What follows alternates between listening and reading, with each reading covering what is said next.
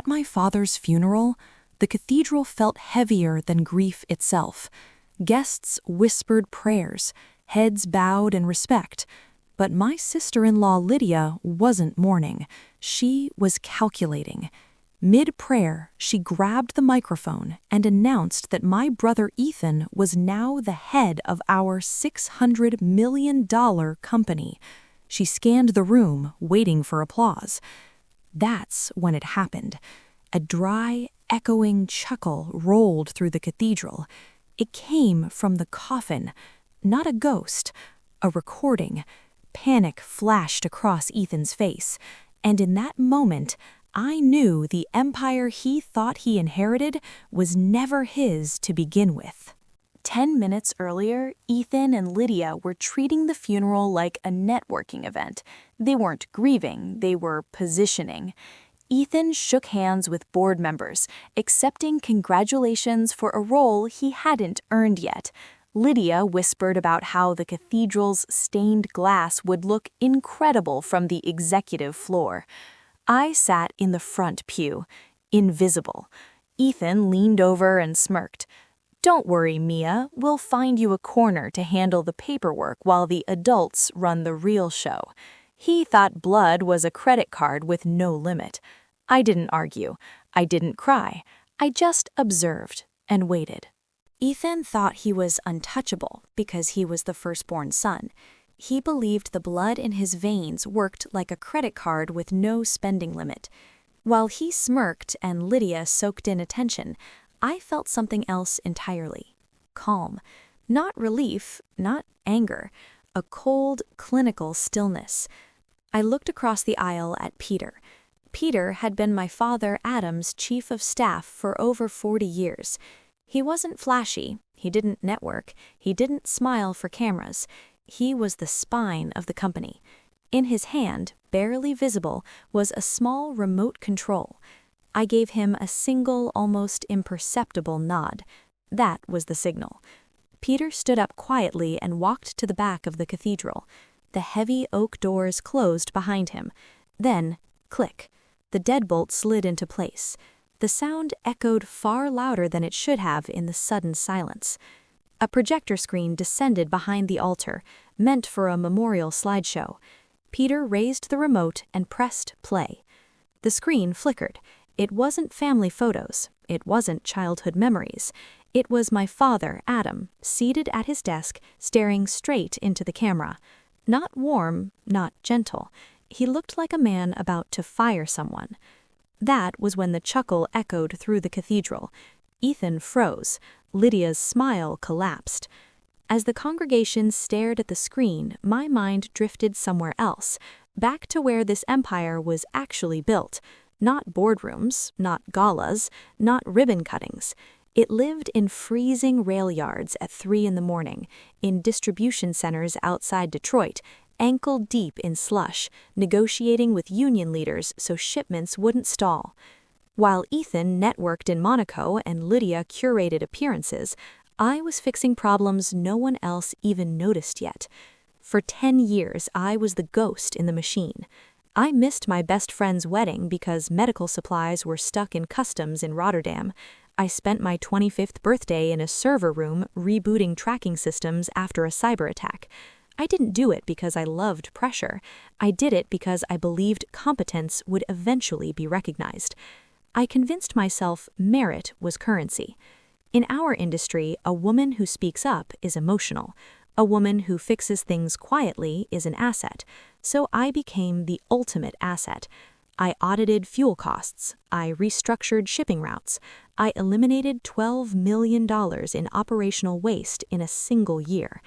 I told myself this was dignity. But sitting there, watching Ethan sweat in the pew, I realized something too late.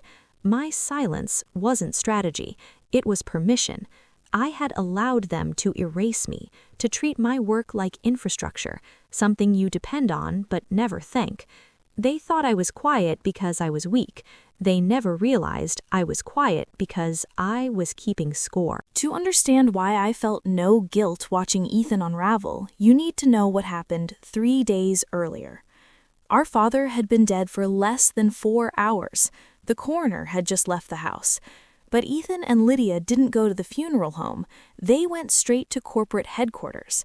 I was already there with Peter, sitting in Adam's office, stabilizing the stock price and reassuring global partners that the company wasn't about to collapse. We were grieving, but we were working, because that's what leadership actually looks like. Then the elevator doors opened. Ethan walked in like he had conquered a nation. He wasn't wearing black. He wore a tailored navy suit that screamed new money. He didn't ask about employees. He didn't ask about the funeral. He walked straight to my father's desk, the one Adam had built by hand, and ran his fingers along the edge. "This has to go," Ethan said. "Too rustic. I want glass, chrome, something visionary." Lydia followed, tapping on her phone, not calling family, calling an interior designer. "We should gut this entire floor," she said. "It smells like old men and diesel fuel. We'll add a private lounge, a wet bar, maybe even a helipad. Ethan deserves an entrance." Peter stood. His face was gray with grief, but his voice was steady. He told them we had a liquidity issue to manage, that drivers were worried about pensions. Ethan laughed. He looked at Peter, a man who had taught him how to tie his shoes, and said, "Relax, you're barely going to be here anyway. We need fresh blood. Consider this your notice." Then he turned to me. I was holding urgent shipping manifests. Ethan plucked them from my hands and tossed them onto the floor. "And you, Mia," he sneered, "we need a real face for this company, someone with charisma.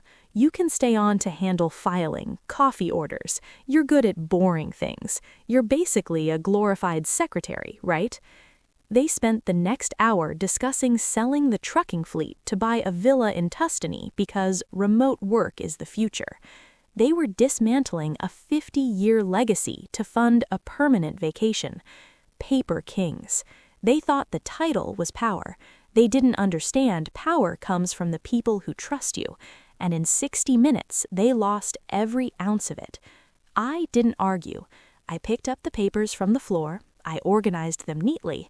I looked at Peter and saw fire in his eyes. That was the moment the plan was born. They wanted the title. Fine, they could have it. They just didn't know the crown they were stealing was made of lead. Back in the cathedral, the video continued. Adam leaned back in his chair on screen, arms crossed. The camera zoomed in on his eyes, hard, unflinching. The eyes of a man who had stared down strikes, collapses, and crises for 4 decades. "Ethan," his recorded voice boomed, "you've spent 10 years waiting for me to die." The screen shifted.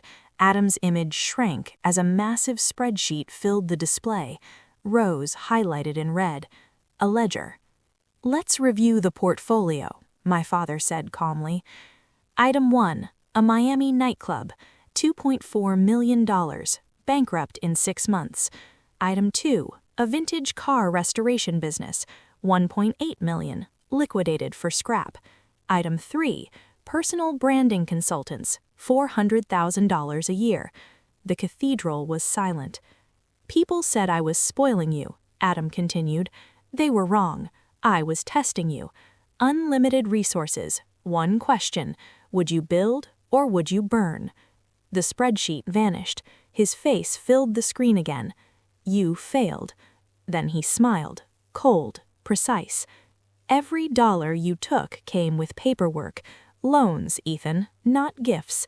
Loans against your inheritance." A scanned legal document appeared. Ethan's signature sat at the bottom. "If the borrower's debt exceeds $6 million, all equity and voting rights are forfeited."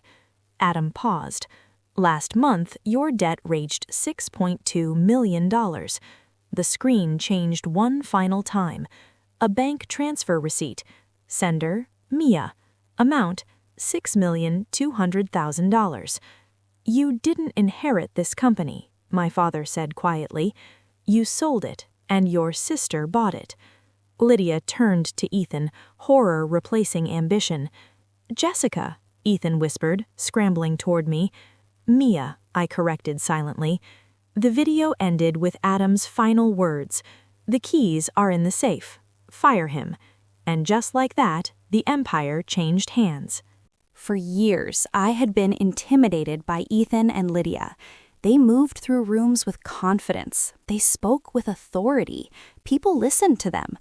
But standing there, watching Ethan stripped of everything he thought to find him, I finally saw the truth. He looked small, not because he lost money, but because he had never earned power to begin with. Their influence had never been real. It was rented. Their entire identity was a subscription, paid for by my father's money. And the subscription had just expired. Without the wallet to prop them up, there was nothing underneath. No leadership, no substance, just noise. I didn't raise my voice. I didn't lecture him. I didn't give him the satisfaction of emotion. I reached into my bag and handed him an envelope. "This isn't a joke, Ethan," I said calmly. "It's a termination notice, effective immediately." Peter had already revoked his access. The keycards were dead, the accounts were frozen. "And inside," I continued, "is a repayment schedule for the remaining $200,000 you still owe the estate. First payment is due on the 1st of the month." He didn't argue. He couldn't. I walked out of the cathedral lighter than I had walked in. Outside, the air felt cleaner. The silence felt earned. Peter was waiting by the car. For 20 years, he had held that door for my father. That day, he held it for me. As we drove past the main distribution hub, I looked at the trucks lining up, the workers moving with purpose, the system running smoothly. For years, that site had felt like obligation.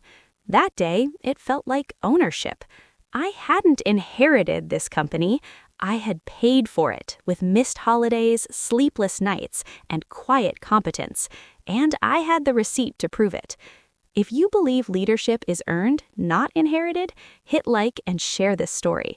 And tell me in the comments, would you have forgiven the debt, or did Ethan get exactly what he deserved?